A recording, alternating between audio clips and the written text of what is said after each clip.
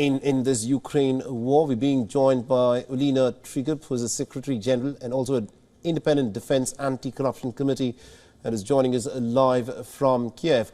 Now, Ms. Olena, this is yet another attack that we've witnessed by Russia ever since the turn of this year. The number of attacks that Russia has staged on Ukraine have gone up pretty sharply. What do you think is the Russian strategy by staging these attacks in the course of the last fortnight? Well, Russian strategy is to continue this war as long as it takes for Russia to achieve the goals that Vladimir Putin declared. And the goal would be the complete destruction of Ukraine as an independent state, absorption of Ukraine. So Russia, unfortunately, has the resources to continue this war. The sanctions are not effective enough, and also the countries of the global south are supporting economy of Russia directly, and therefore Russia is able to manufacture new missiles, new drones effectively, and this is why they are able to continue doing what they are doing. You know, I think that's a significant point that you've raised, that the sanctions imposed by the West have not succeeded in crippling the Russian economy. But I also want to talk about the finances of Ukraine in fighting this war. Now, the biggest backer of Ukraine, the United States, at this moment is struggling in putting together the funds to send to Ukraine. But we have the British Prime Minister Rishi Sunak, who's now announced another $3 billion in terms of aid for Ukraine.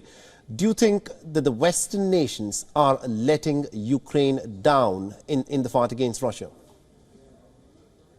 We definitely see that there is American political infighting, and Ukraine became basically the bargaining chip for Republican and Democratic Party. Ukraine became part of internal American politics before the presidential election, which is, of course, very negative for Ukraine, because we hoped for bilateral support and we didn't want to be included in any domestic political fight.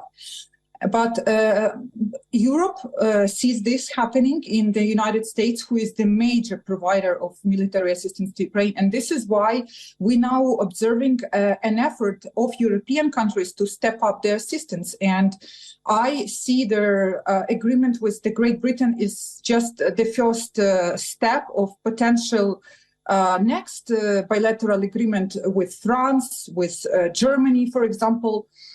Because Europe understands that they have to help defend Ukraine if US is in this political crisis. I think that's important, because the interest, it appears, of Europe may not be the interest of the United States of America, and therefore certain European nations would be more inclined in signing security pacts with Ukraine.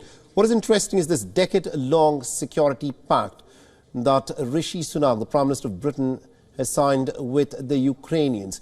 Do you think Europe at this moment is more inclined to get Ukraine on board in the NATO military alliance than the United States?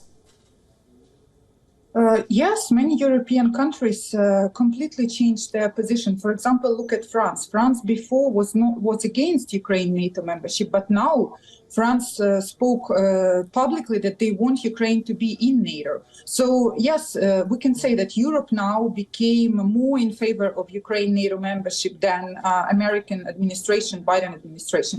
Biden administration never supported Ukraine membership in NATO. Ukraine always applied to NATO many years, but this administration never promised that Ukraine would be accepted. So there is nothing new here. Right. But the new thing is that many European countries now are more pro-NATO. What needs to happen, though, is that they need to step up their own military production and support to Ukraine, because it's not sufficient without United States.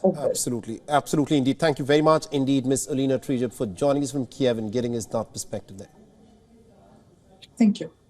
WION is now available in your country. Download the app now and get all the news on the move.